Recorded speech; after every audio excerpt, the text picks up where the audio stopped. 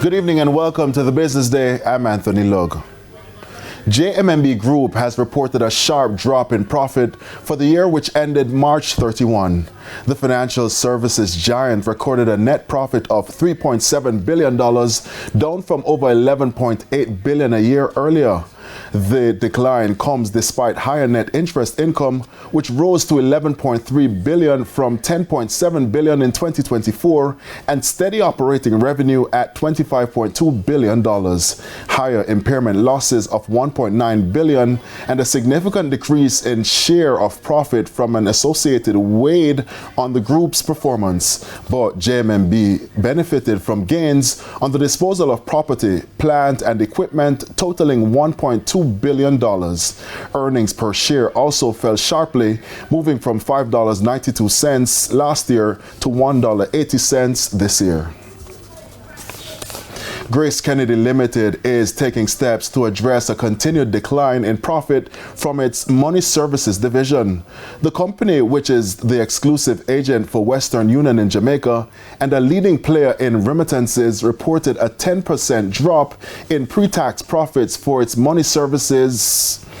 The decline was attributed to reduced transaction volumes and lower remittance inflows from key overseas markets. The company is now pointing to digital transactions as a key part of its strategy to reverse the slump in money services. And we are very, very far advanced and very proactive in doing that. A key to that is going to be the change to digital. And that is an area that we are actually doing very well in. Our digital business has grown by 44% 2024 over 2023, our digital remittance business. So we're growing that part of the business very aggressively. And what that is doing is allowing persons to actually send at even lower costs around the world. And it is taking significant costs out of our business as well.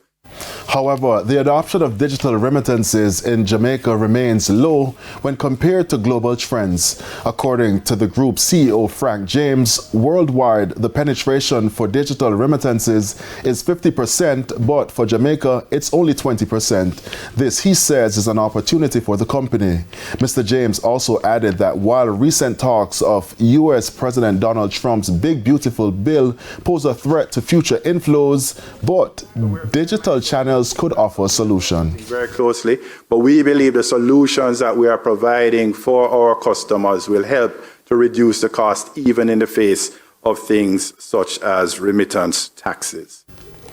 The money services segment of the business has long been one of the company's key revenue streams, but its performance has come under pressure in recent years due to global shifts. At the same time, GraceKennedy reported revenue of $44.2 billion, representing an increase of 4.4% or $1.87 billion over the corresponding period in 2024.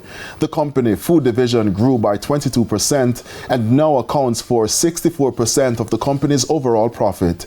Its banking and investment posted growth at 36% and insurance at 8%.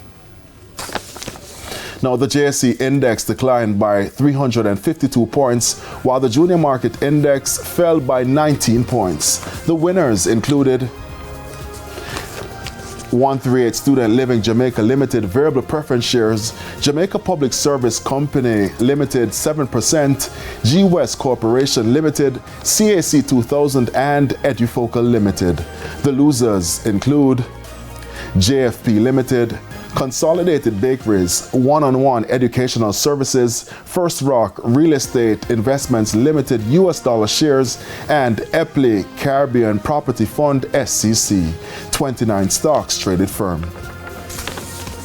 Now, trading ended with banks and Cambio selling the US dollar for an average $160.11. The Canadian dollar is being sold for $117.36. The pound is going for $215.27, while the euro is selling for an average $184.32. And that's the Business Day. I'm Anthony Lug. News from overseas after the break.